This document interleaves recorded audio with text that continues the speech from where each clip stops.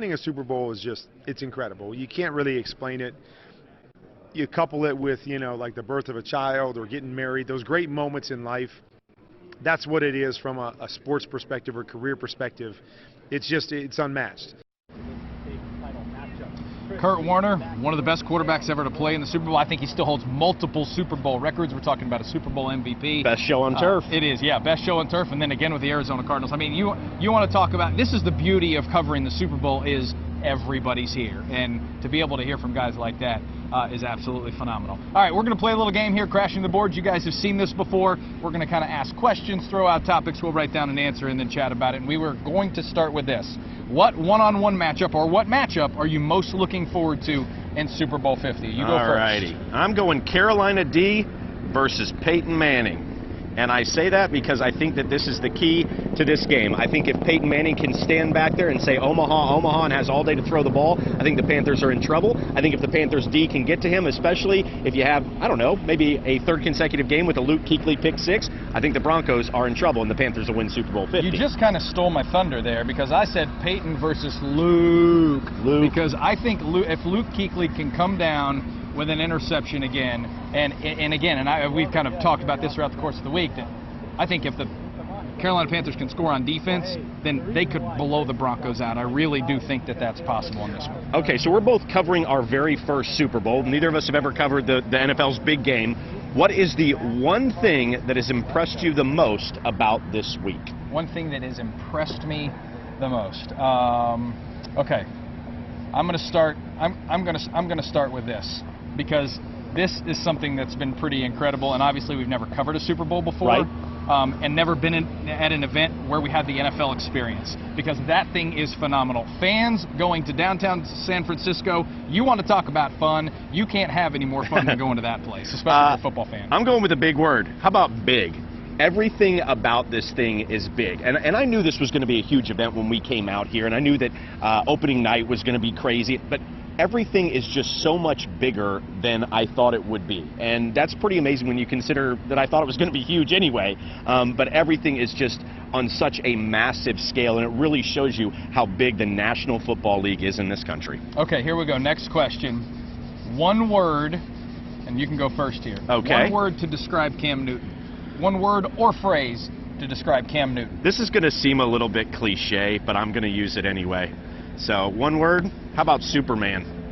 Does that count as one word? Yeah, no, that certainly counts as one word. So, not only does he do the Superman, bust the shirt open, but, I mean, this guy, I've seen him since he was at Auburn in 2010. I saw him 3 different times that season, his Heisman Trophy winning season. And when you see him in person, he is just so massive. I mean, this guy looks like a big linebacker, and yet he can throw the ball with touch, he can run, he's just Superman. I'm just going to go winner, because it's all he's ever done. The guy's won at every single level of football he's ever played at. He won a national championship at Blinn Junior College, won a national championship at Auburn, and now has an opportunity to win a Super Bowl. He's probably winning the MVP tomorrow night. And so I'm just going to go winner. I think Cam Newton, in everything on the field, he is a winner. Okay, at the end of Super Bowl 50, everybody will be talking about what? That's a good one. I think, I think, you want me to go first here? Go ahead. Okay. Don't steal my thunder, though. Huh? Oh, I'm not cheating here. I think they're talking about Cam. I think Cam cements his legacy, or cements his place as one of the NFL's best quarterbacks, similar to the way Russell Wilson was talked about after they won the Super Bowl. Okay, I went. It's all about the quarterbacks, isn't it? I went with Peyton Manning. I think that this game goes a long way. His legacy's secure. This guy is a Hall of Famer. He's already won a Super Bowl, but I think this is an opportunity for Peyton Manning to go out on top. Does he pull the John Elway if the Broncos can beat the Panthers? If he doesn't win, what's next for Peyton Manning? I think that's the one thing that we're talking about, although people are going to be talking about Cam Newton, so maybe we're splitting hairs here. Yeah, no, and I think you're right. I think if this is Peyton Manning's final season and his swan song, they will certainly be talking about Peyton Manning. Okay, Super Bowl 50, or the week of Super Bowl 50, was opened in grand fashion. NFL opening night on Monday night. Crazy fashion. It used to be known as Media Day, and it used to be during the day. It is now a primetime event, and you want to talk about crazy. Crazy shows up to this place, and Absolutely. we put it on the air Monday night. And if you've watched our specials in the past, especially with Clemson's run to the national championship, you've seen us take advantage of Media Day a little bit, and our WYFF4 microphone usually finds its way into the hands of a player. It found its way into the hands of Wofford alum Brenton Burson. Hey, this is Brenton Burson here with Coney Ely, star DN of the Carolina Panthers. How does it feel to be here on Media Day?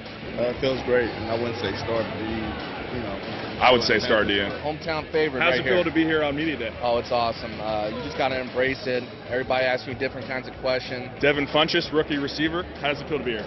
Man, it's great. Everybody tell me about Media Day, but this is Media Day times 10, double XL, and all that. I'm here with Benjamin Burris, who used to coach at Furman, which sadly is my rival where I went to Wofford College. So, Ben, how does it feel to be here? Furman was the big time, so this is a step down, I think. There's probably going to be like 200 million people watching the game, so yeah, it's the biggest stage in America. It's hard to put into words. He's at a loss of words. I'm going to cut him off. From Too much Furman talk for me. Can you say one thing for me? Go Wofford. No, cannot. Go Mizzou. M-I-Z, baby. I need you to say one thing for the camera. Go Wofford. Go Bucks. Say go Wofford. Go Blue, baby. You gotta love that. You gotta love that. Brenton Burson trying to get all these different guys. Nobody did to say it. go Wofford. Nobody did. Nobody would do it. Everybody stuck with their colleges. But yeah, we had a little fun on Super Bowl media night, or NFL opening night, as they like to call it now. But it was everything that you think it is. That's what it was. And times about 10 when you're standing down there on the floor with 3,000 other reporters. Yeah, it was pretty incredible. But thanks to Brenton Burson for being a good sport and going around with our microphone. Coming out, let's bust out the calculators. Another segment we love to do in these specials. We're going to go by the numbers. We're going to find some crazy looking numbers that have some sort of connection to Super Bowl 50. That in just a moment. First, a live look there in Charlotte, Bank of America Stadium, the home of the Carolina Panthers.